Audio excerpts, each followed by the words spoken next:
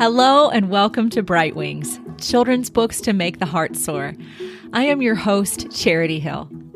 The purpose of this conversation is to help mothers and fathers identify books that will liberate their children to embrace truth, goodness, and beauty. If you love picture books, if you love beautiful illustrations, if you love art, if you like thinking about what makes something beautiful, this podcast is for you. And let me tell you, in the show notes, there is the most amazing book list of beautiful illustrated books. Let me tell you, you are so lucky. And joining me to talk about beautiful illustrated books is Jennifer Kehoe. She is an Irish mom of 6 mostly adult children. Jennifer blows me away with the wealth of books she proposes through her Instagram account, Beautiful Illustrated Children's Books. She's intimately acquainted with children's literature from her career in the library service. Jennifer is a longtime book collector and is a frequent speaker and writer in Ireland and the UK on topics of marriage, parenting, and family life. So I'm so happy to welcome you here to Bright Wings, Jennifer. Thank you, Charity. It's just lovely. It's lovely to be speaking from across the pond, as we call it. It's great to have you. Yes. I've been so impressed. I always want to save every post of almost every book that you propose on your Instagram account because you have such an eye for beauty. I'm so grateful to have this conversation with you because I think so many of us struggle to identify what is beautiful. Yes. I'll just start by saying how I first became interested in the whole idea of beautiful children's books. I worked in the library service in Dublin for part of my career, and one of the places I worked was the school library service, which looked after every school in Dublin, city and county. We were housed in this lovely old building on the quays. That unfortunately they've sold it on now. It's just a shop now, but at the time, it was kind of 3 or 4 stories high. And the very top story was a reference collection of collectors' children's books. And I used to go up there. I used to work sometimes in the evening, and on my break, I would just go up. And so there were things like that wouldn't really be necessarily for children, maybe pop-up books and things like that you would that may be easily damaged, or books that were rare or historic or, of great Irish interest, so the very special books were kept in that collection. And funnily enough, there's quite a lot of people who work there became adult collectors of books. So then I married and had children, 6 of them, and it kind of then unfolded. So for 27, or my eldest is almost 27. So for that length of time, between Christmas and birthdays, they'd get a lot of books, so it's not that I've kind of bought all these books all of a sudden. It's been a long, long time building up my collection, so. And of course, for Christmas, especially once the internet came in, my eyes would be hanging out on 2 sticks out of my head. I have to, as like the fine tooth comb, going through the whole internet to find the perfect books, so. So I was actually very, very particular from all along, because on top of it, this place also chose all the books for the public libraries in Dublin. So the librarians who worked there, now at that time I wasn't an actual, I was junior staff. All the publishers and suppliers would drop in boxes and boxes of books, and they spent like most of their day reading books. So one would be in charge of picture books, young adults, 8 to 12. And it struck me, I used to love looking through the books and I'd read them as well. But what struck me is that the vast majority of the picture books, even at that time, which was, in the 90s, were ugly. And they, I don't say, and you go into a bookshop now, generally, what you see is very mass-produced, things that are done for the market rather than for the actual beauty, or with any aim of uplifting a child to something higher. It's just a kind of a bit like the Cartoon Network programs. I don't mean Cartoon Network. I don't watch that, but just, I mean, the network programs overall, is that and Netflix and so on, that the idea of just churning out content seems to have taken over from producing quality or producing something that is actually of value. So you've seen things change over time. Yes. For sure. Yes, I have. Let's talk about that some more. I am curious, just so my listeners can get a sense of you and of what you love. What's a great work of art or a great artist from history that is one of your favorites? One of my favorites actually is Sir Lawrence Alma-Tadema.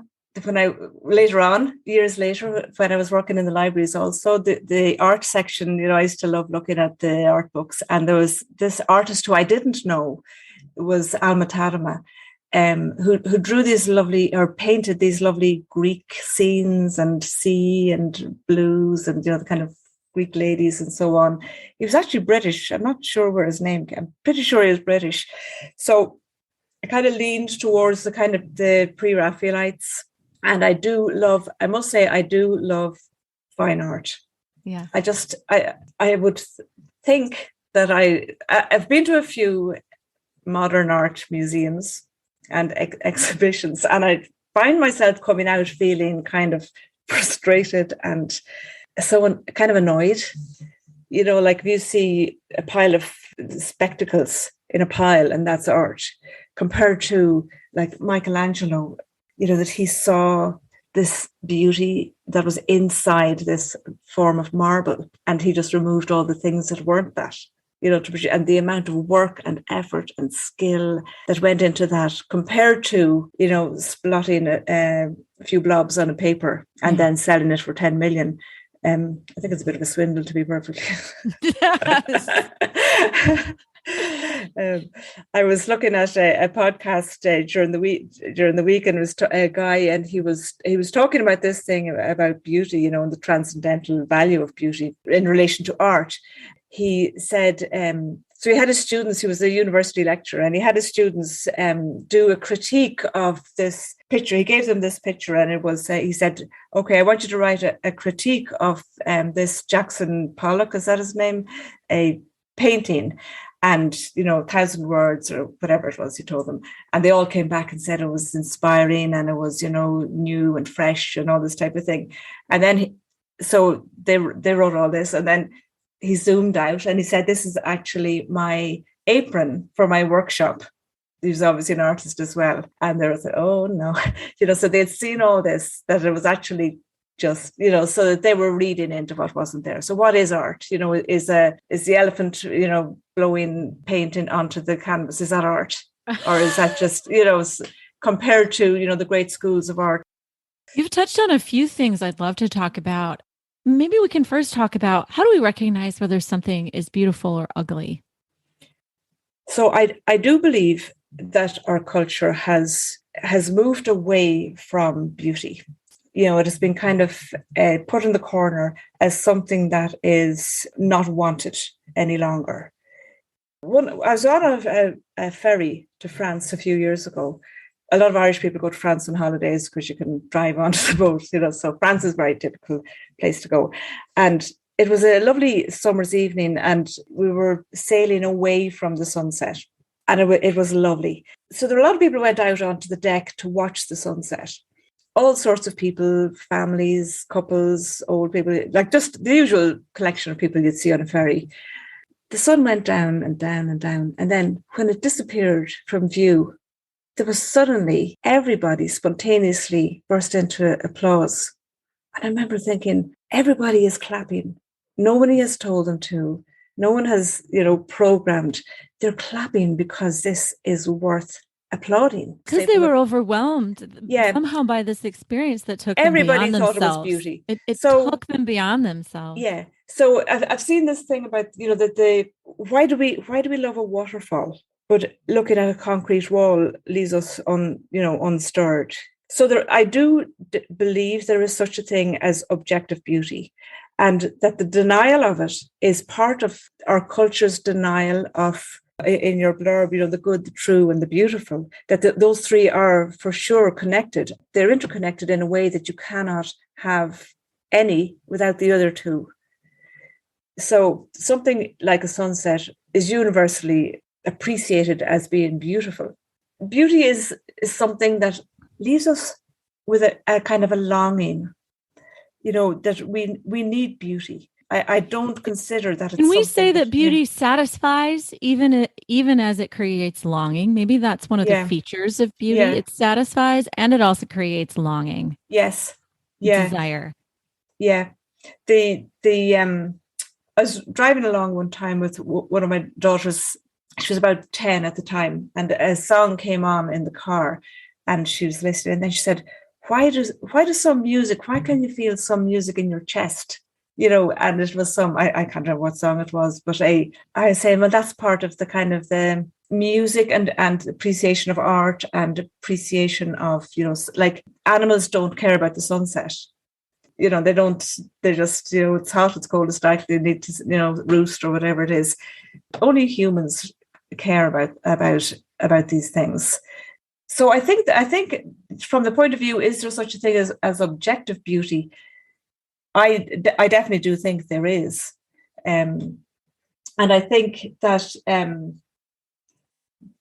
our culture, because it has kind of degraded beauty as something, and our art colleges, and you look at the prospectuses of art colleges now, my eldest daughter had been planning to go to art college, and she started looking through the prospectuses for the colleges. And I remember she was very kind of a forthright sort of person, and she fired the prospectus across the floor, and she said, why would I go there? She said, that's not art.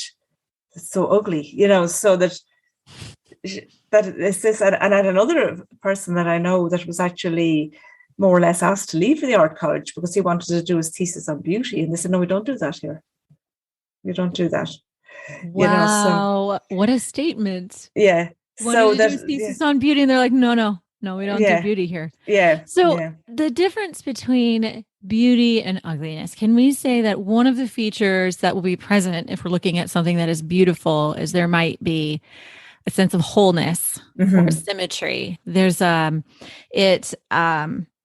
you were saying with the sunset, it's gratuitous. Like it's kind of like all at once, and it's sort of something that didn't have to be so marvelous, right? Yeah. Maybe there's wholeness to beauty. Yeah. Right. You don't have to necessarily, you can easily come up with the raison d'etre. You can easily come up with the reason for this painting. It explains itself to you. It communicates itself to you. The pile of eyeglasses at the art museum doesn't communicate itself to you. It doesn't explain its reason for being there. It has to have a card beside it that explains its meaning. Explains it, exactly. I think the idea of beauty being an end in itself, it's good because it is what it is. We've talked about how do we recognize something as beautiful or ugly. Let's talk about beautiful children's book illustrations. Okay. Why are beautiful illustrations important, Jennifer? Why do beautiful illustrations matter? Why do they matter to you? And what do you think is their importance in the lives of children? Okay, I think that as parents or as an educator or teacher or anyone who has to deal with the formation of children, they have to be very careful of the banal. Our culture has become very banal.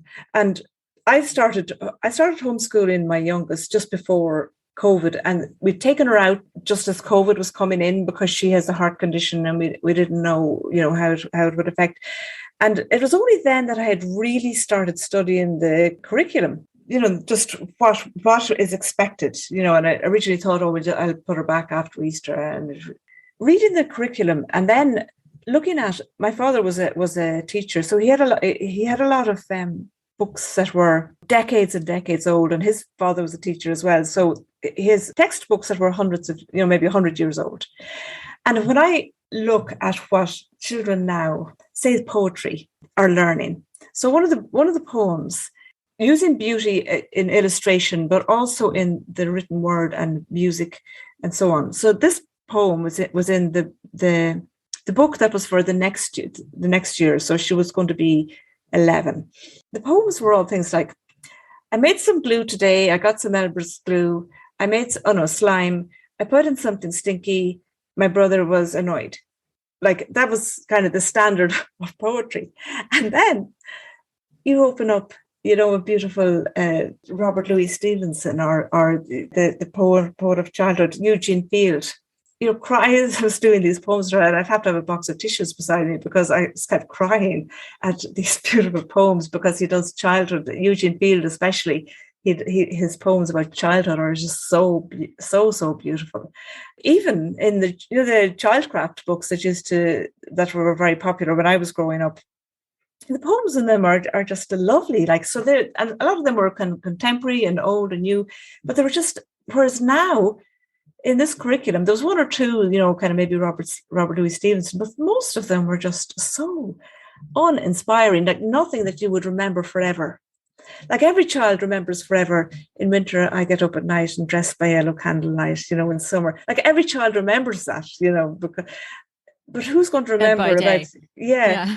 So, so that, and then the books that were being recommended in the school, to read, Diary of a Wimpy Kid and Captain Underpants, and, very lowbrow kind of literature. And here I had got found a beautiful curriculum on The Wind in the Willows. The two of us read it together. And in fact, actually, it was because of childcraft that I never actually read The Wind in the Willows as a child, because I had just started it when my parents got childcraft. So that was the end of The Wind in the Willows.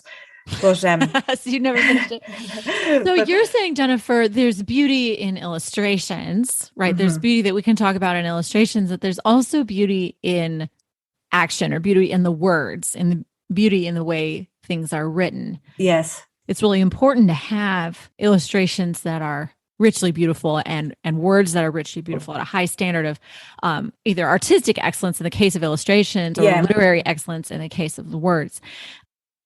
I guess one of the things that matters to me about beautiful illustrations is that whatever my children are looking at, these images are going to give them kind of like a gut level. My friend, this is my friend's language, my friend Erin Graver. She talks about how my children are growing a gut level instinct for beauty with every picture that they view. They're growing a standard by which to judge images and experiences in their life. And so we want to give them illustrations that talk about the symmetry, the vividness, the goodness, the liveliness, the peace that's possible, that's available in the world, right? And the images that we offer them show them what is possible. Yes. And so this is what is so important to me about illustrations. I'm not simply a snob, right? Yeah. I'm not simply an elitist, right? Or someone that's against having fun. Yeah. That's funny, because I think one of the questions you had mentioned to me was about, are funny books important? And I think, you can have one question I do want to talk about. Let's talk about it later, but I do want to ask, does ugly equal funny? I'm not sure it does. So I want to talk about that in a second. Yeah.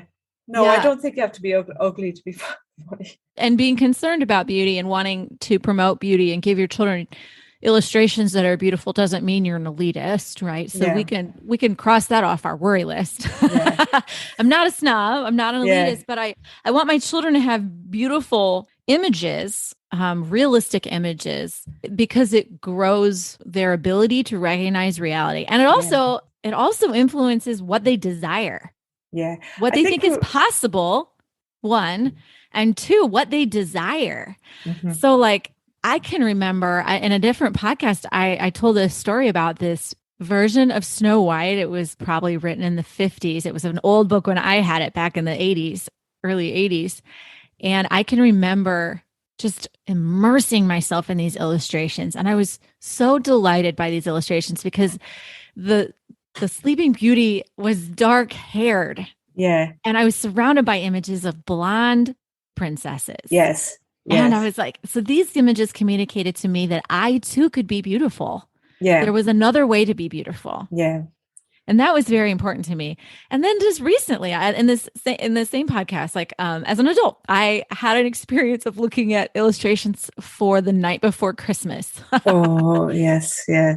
And you could be bored with the words in this story. You could have read them to your children 100 times. But what comforted me was that my Christmas, I didn't have to wait for my house to look perfect to have a beautiful, life-filled home at Christmas time. Yeah. Here were these illustrations. They were the house was not necessarily, super I wonder, tidy. is that the same one we have? And they still have toys on the floor, and they haven't done this deep clean for Christmas. That's the one we read every year. Yeah, and your house could be crammed jammed with life and beauty, and it doesn't look like Japanese minimalism, right? But that was important to me as an adult to see those images, and somehow I was struck. Normal. Yeah. I was struck by these images, and they helped me. They changed me. Yeah. And they caused a difference in my desire. I think that's actually, when you asked how do you recognize that something is beautiful, it's a bit like the idea of authentic friendship. You can have acquaintances and drinking buddies, or you've got just people that that you maybe pass a few words, but the real friend is the person who wants you to be better, and you want them to be better, and you are better because of them. That you want the good. So, and it's like that with books, that a book should uplift in some way. So whether it's just that it looks lovely, or that it's funny, or it's comforting, or it teaches a nice lesson, or it triggers, these worlds. There's a lovely picture I came upon on Pinterest one time, and it was a child with a big giant book, and she opened up the book, and it was just like all these magical scenery inside. And I said, that was my experience as a child with a book. Now, if a child isn't enjoying a book, people will just say, "Oh no, we'll try a different one." When I worked in the libraries, it was Roald Dahl was very, very popular, and Sweet Valley High, and the Babysitters Club, and all of these, and the series that were kind of, I feel they were nearly written by computers. That they were just the same plot over and over and over again. Then, of course, Roald Dahl, I'm not going to criticize him. He's not my favorite, and I don't really like the illustrations they're a bit scribbly. But there are so many books, and children, you get to know children very, very well when they're coming in, and especially in kind of areas where you don't see the parents as much, so kind of maybe more kind of socioeconomically worse off areas where you see children from morning to night and never see the parents. So we got to know them very well, and great storytelling and everything. Whereas in the places where the parents came in, you were so worried about making a mistake reading that you were more stilted. But I used to always try to veer the children away from just the series that was the same thing over and over again. It was that are nearly like a computer game, in that the hit is immediate. Whereas to read Little Women, or to read The Hobbit, or to read, some of these other, even things like Winnie the Pooh, you have to make a little bit more effort to get into the book. It might take half an hour to get into the book. Or, if you're reading Dickens, it might be several chapters before I'm talking for adults.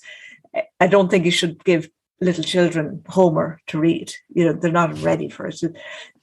Give them Anton B or Winnie the Pooh or something. It was almost impossible across the board, no matter where, no matter what socioeconomic area, no matter what, whether boys, girls, it was almost impossible to get children away from just what was the highly marketed books. And if you go into a bookshop now, I often slink into a bookshop with my phone to see it photograph any books surreptitiously. And I might look at all the books and walk out and say, there's not a single book in this shop I would give my child or a child. But you might go into the charity shop secondhand, and you might come out with an armful. Isn't that the truth? So it seems that what is being produced now is just consumables. That you give a book, it's thrown away the next week, and then you give another one, and then there's another one thrown away, and they're not for keeping for your grandchildren. Oh my gosh, you're right. Because it's obvious, it's clear that most publishing houses and most authors and illustrators are afraid to even claim that they're going to make something that's going to last. One of my daughters now, she's slowly gathering. My eldest daughter, she's gathering a collection of the exact same books as she had growing up, because they had that impact on her, and she's getting them for her siblings, so even the ones like, the Osborne puzzle journeys, they're very, very typical Osborne illustrations, but they loved them because, you had to travel through these adventurous lands and so on, but she's trying to get the exact editions, that were out when they were small, so, but that just shows that how the template is there at the young age, because if you have something that made you feel this way as a child, you're going to want that as an adult, and that's your standard. So that's your standard when it comes to adult books. Honestly, illustrations make such a big impact, even in silly ways. I promise you, like there was a book called, we actually have 2 copies because I know I'm going to need to give one away to my children someday. Yeah. We need probably more copies, but it's a book called The King with 6 Friends by Jay Williams. He's a king without a kingdom, and he makes 6 extraordinary friends that help him to win a kingdom. They're people with unusual talents. All my life, wherever I go, I see people who look like these different characters. Oh, yes. Yeah. There's a boy from university that looks like the character with red hair in this story. They really do shape what you see, and I think what you desire, what you think is possible. And I think this is especially important because now we live in a time, I think, where there's a growing sense that cynicism is the most intelligent approach to reality, not believing that there's something good. Yeah. And so we need beautiful illustrations to help us see more, to help us see more deeply. Yeah. Would you educate us, Jennifer? Talk about some of the features of excellent children's book illustrations. So you can, talk about, what are some features of good artisanship? And feel free to use like art vocabulary. It's just as long as you tell us what the terms mean. Some of us who are classically educated already know these things, but I'm not. So I'm not. I have a pile here beside me, and because you were saying to me what are my favorites, and I think first of all, it should be lovely. It should be lovely for a child to look at the book. I'm looking here at this one, the Bramley Hedge, Jill Bartlam. Like, it draws you in because they're lovely little worlds that are cozy, so beautifully painted, the colours. I'm not a big believer that children only like red, blue, green, and or red, blue, yellow, the primary colours. Primary colours, bright, simple colours. And I'm not a big believer in, I've actually found this page the other day about beige. I think she's really taken off about the beige everything for babies, this aesthetic, like. But so I think colours are important for children, but I don't think they have to be garish and brash and kind of gaudy. So like Jill Bart, and she was only in her 20s when she painted all those pictures, the nature, and she's very like Beatrix Potter, that they're very wholesome and just lovely and delightful to look at. There's another guy who, do you know the Folio Society? Do you have that in the States? I don't know of it. It's probably just as well because they're heavy on the pocket, but they produce. It's a British publisher, but they produce only collector books. So I know this is a podcast, but I'm also looking at you at the moment. But this guy, Chris what's his name? Chris Van Sandwyk. So the books all come and they are expensive and they're really gift books. I bought this for my eldest daughter. So it's How to See Fairies, but his influence is Arthur Rackham. The book looks like it was done 100 years ago. He has several books, but they are even more. They look like they're from the 1800s.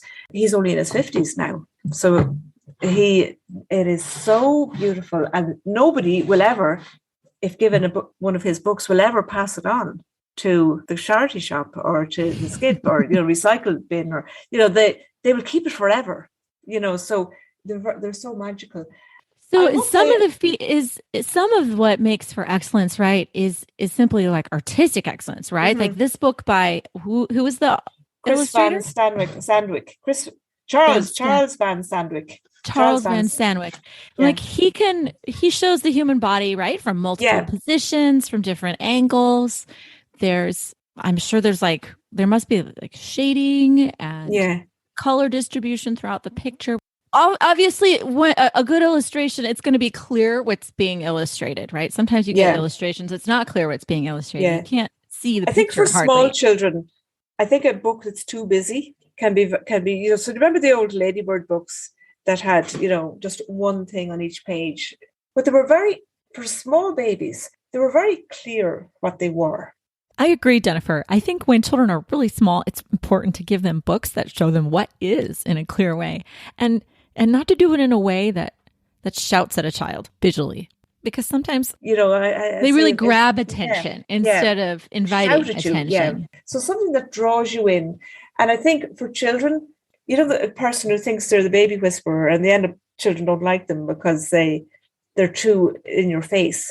But the person that children are drawn to is often the person who's quieter and just, as you say, invites, and proposes rather than shouts at you and say, "Oh, yeah, coochie coo," and the child starts crying.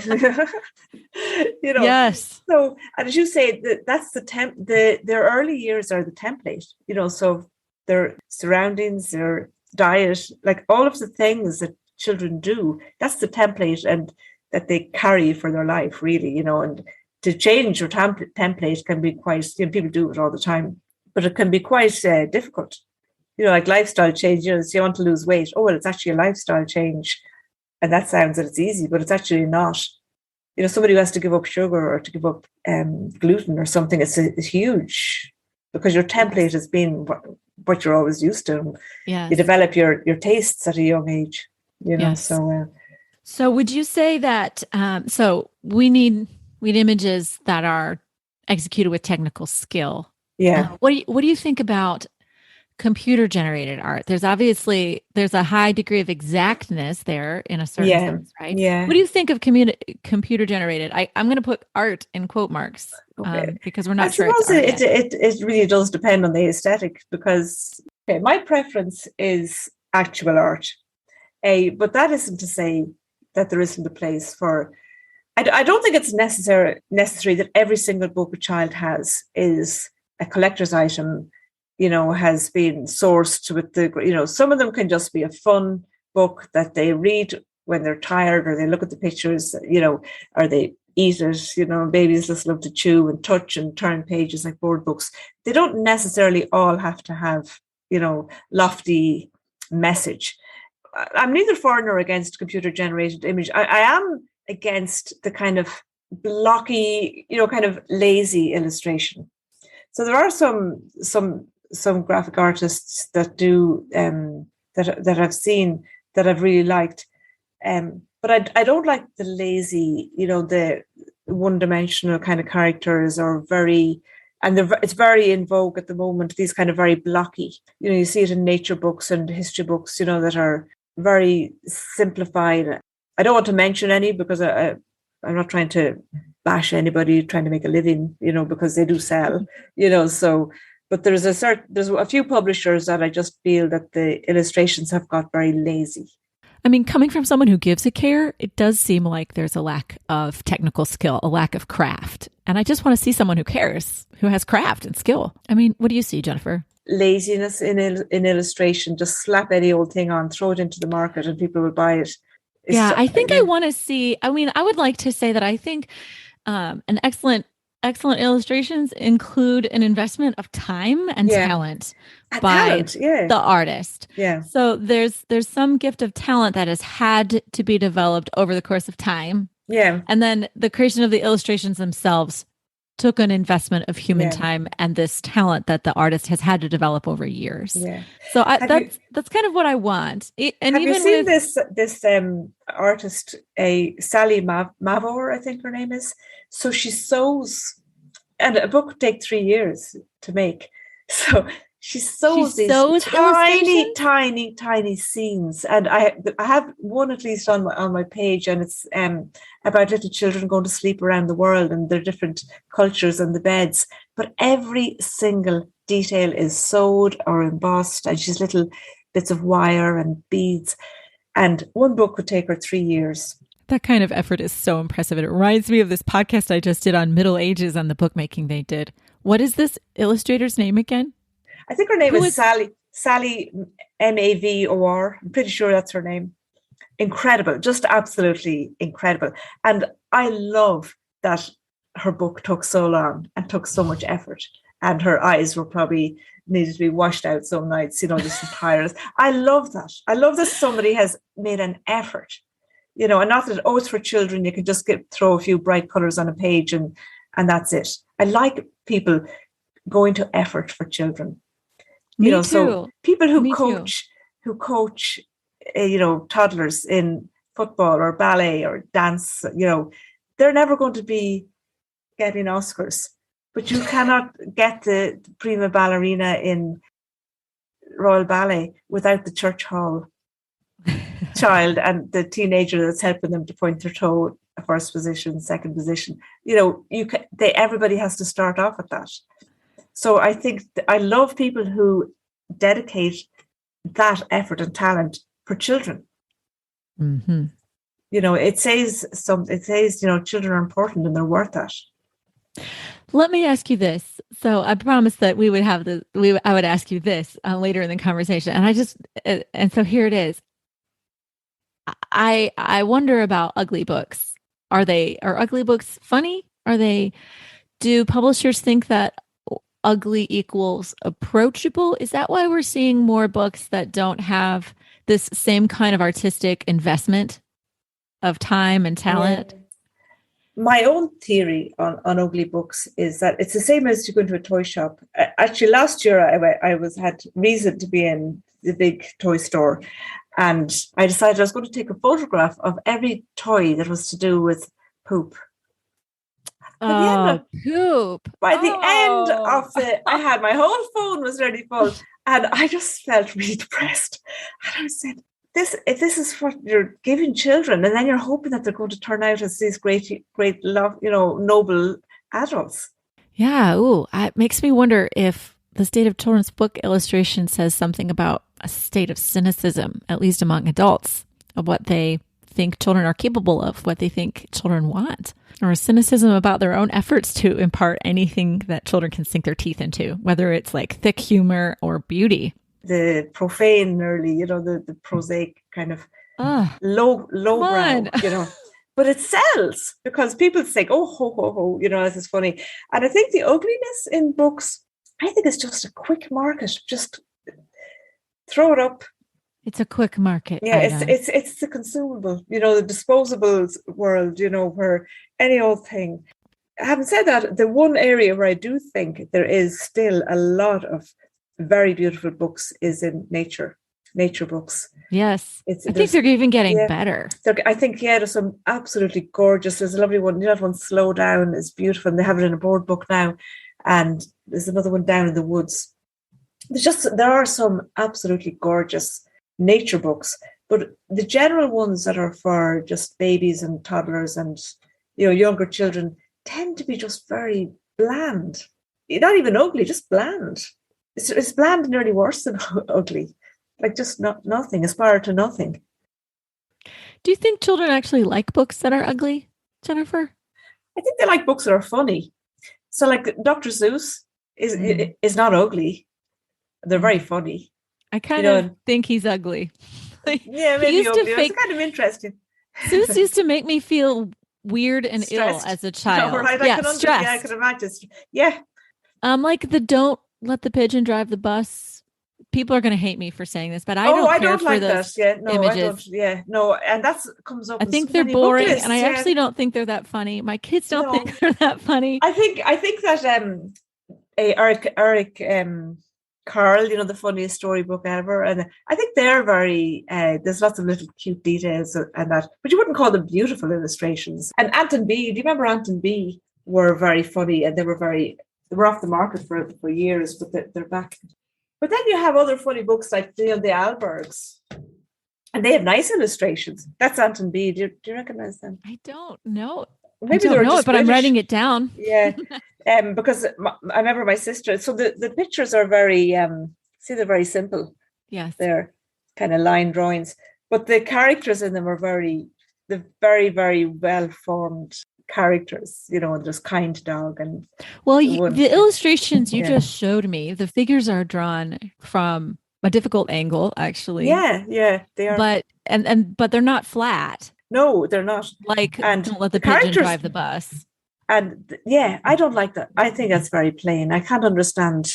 I can't understand it. I don't get it. I do think it is associated sort of with this notion of consumability. Yeah. And I think people have this idea that, oh, the great works of art are excess and they're kind of, the bourgeoisies, kind of like that kind of, you must be snobbish if that's what you like, and this kind of bring it down to the common man. Like that I was saying about the early architecture and art the idea was reaching something higher than yourself, so whether it's just a talent or whether it's God or whatever.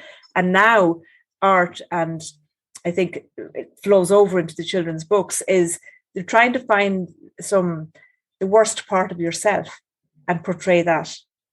So a lot of modern art is portraying your own angst or your own, the misery of the human state rather than. And then we get children's books about poop. Yeah, so many. There's so many. And Captain Underpants and all of these, that they're very, they don't raise a child's soul to anything higher than potty humor. And of course children there's a certain age where they just love potty humor. And I'm not saying nobody should ever read, a kind of a mass-produced book with basically hardly any story and written by a computer, because, sometimes a child is tired out at the end of the day and they don't need fine art.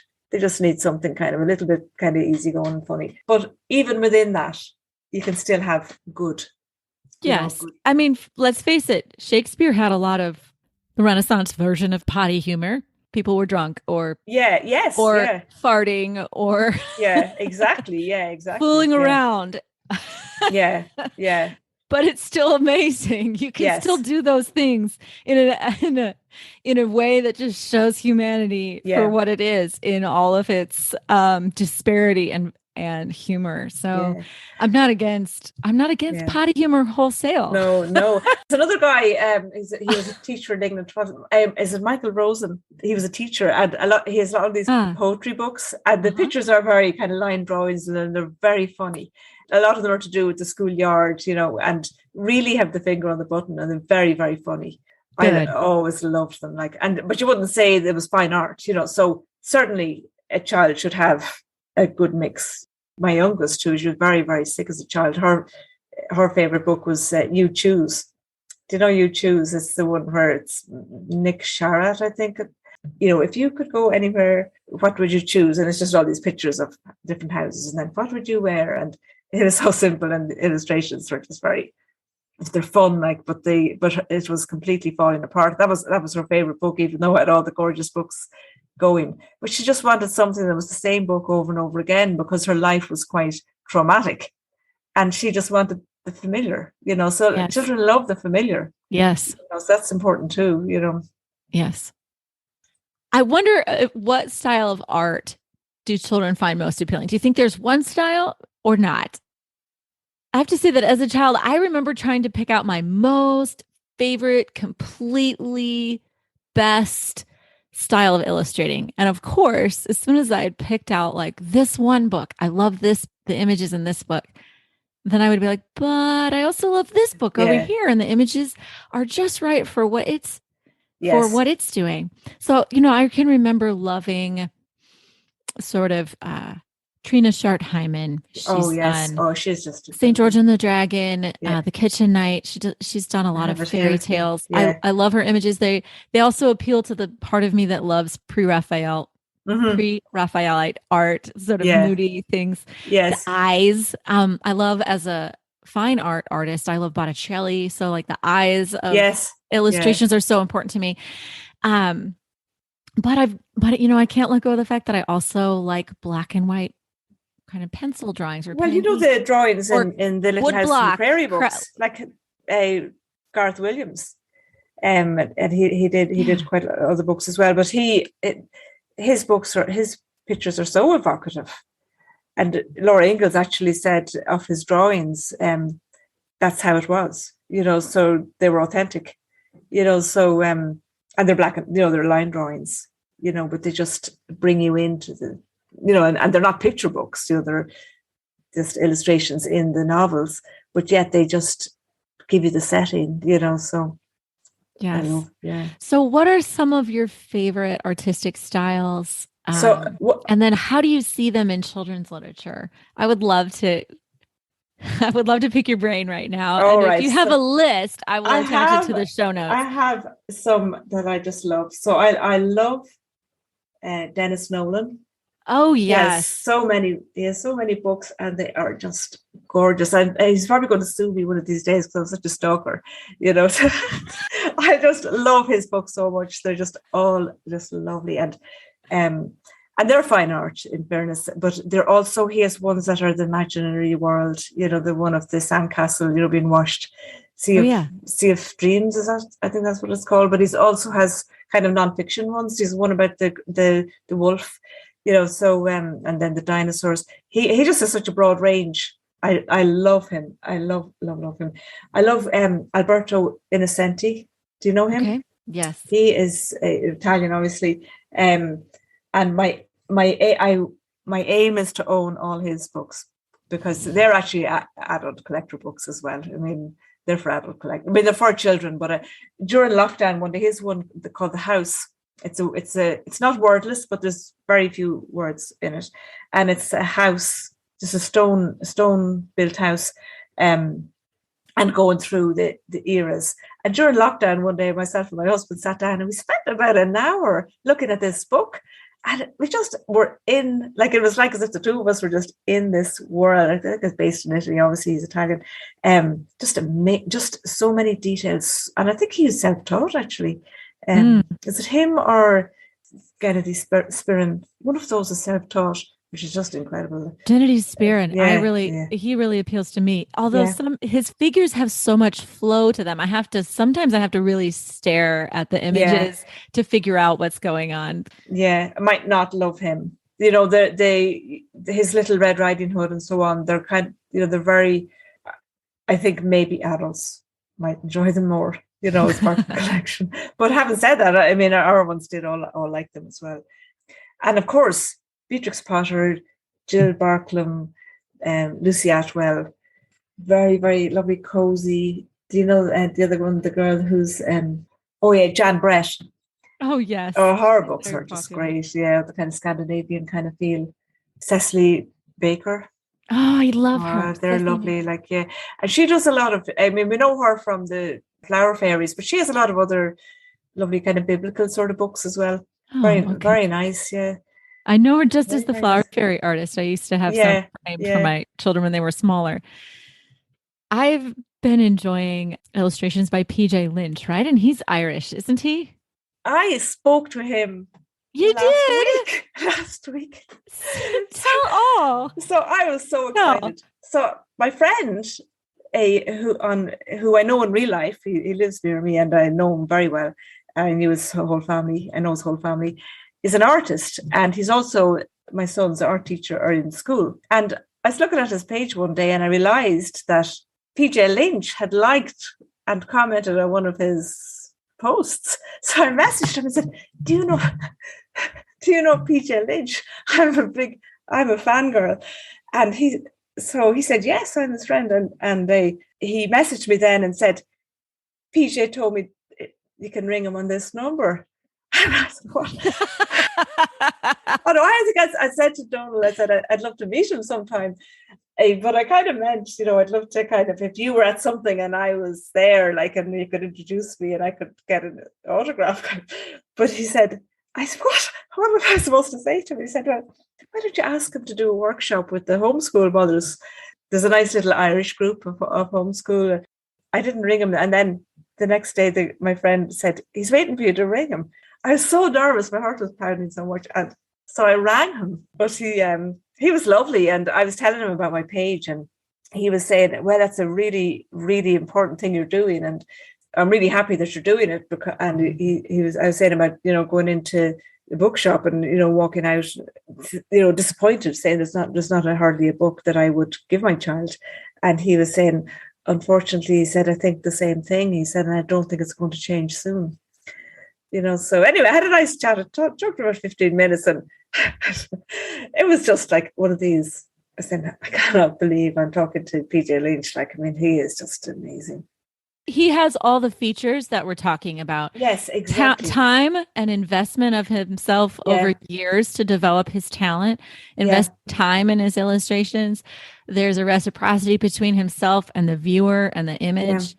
I think obviously that a mastery of color and shape and texture. And mood in all those pictures. The Christmas different angles miracle. representing figures from different angles. He's just he has a new one out just right now. Actually, the stopping by woods on a snowy evening. It's like I can't get it.